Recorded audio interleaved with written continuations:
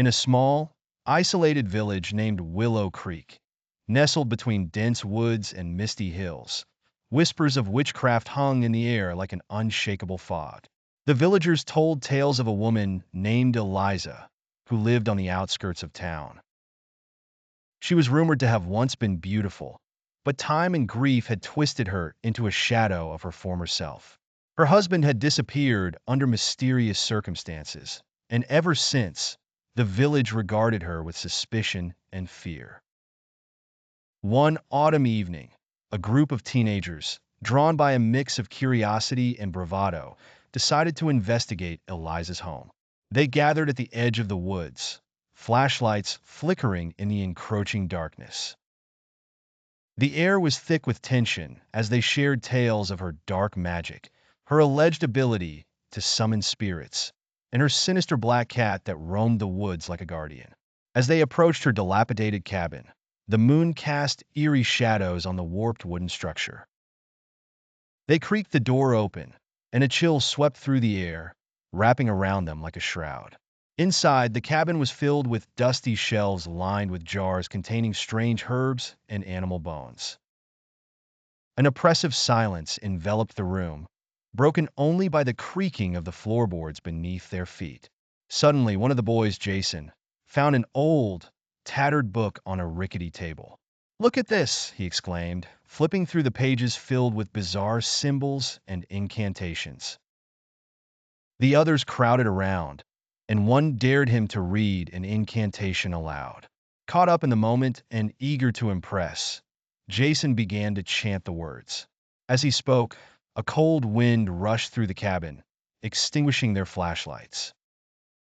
Panic set in, and the group stumbled backward, crashing into shelves that sent jars shattering to the floor. In the darkness, they heard a low, guttural growl. They were no longer alone.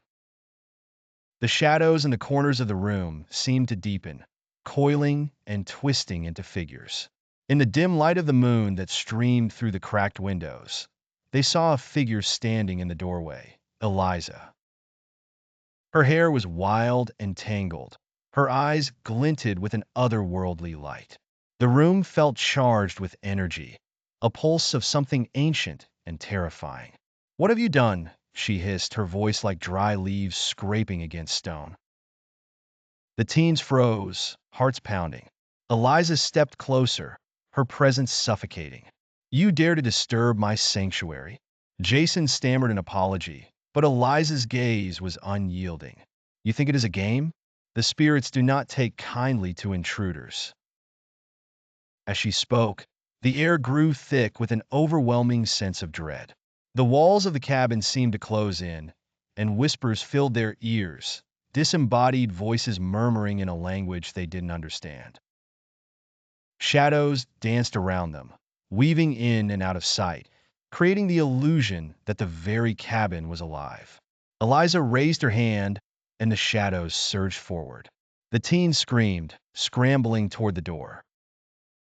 But it slammed shut, trapping them inside. In their panic, they pushed against the walls, searching for an escape, but the darkness thickened, swirling around them like a living entity. In the chaos, they heard a chilling laugh, echoing off the walls. Eliza's face twisted into a grimace, half hidden in shadows. "You have awakened what was buried. Now you must face the consequences." With a burst of adrenaline, they pushed together against the door, slamming into it until it finally gave way. They tumbled out into the night, the cool air hitting their faces like a splash of cold water. They didn't stop running until they reached the edge of the village, gasping for breath. The next day, the village awoke to find Jason missing. The teens who had escaped recounted their story, but most dismissed it as a prank or an exaggeration. However, the stories of Eliza grew more pronounced, and the fear in Willow Creek deepened. Some said they saw her wandering the woods, accompanied by a shadowy figure that resembled Jason, forever lost to the witch's curse. Years passed, but the tale of Eliza and the disappearance of Jason remained woven into the fabric of Willow Creek. No one dared approach her cabin again, and the woods grew thick and wild, reclaiming the land. On foggy nights, villagers claimed to hear whispers carried by the wind, echoes of a dark ritual, a warning to all who dared to tread too close to the unknown. In the heart of Willow Creek, the legacy of the witch lived on, a chilling reminder that some forces of nature are best left undisturbed, lest they awaken a darkness that can never be put to rest.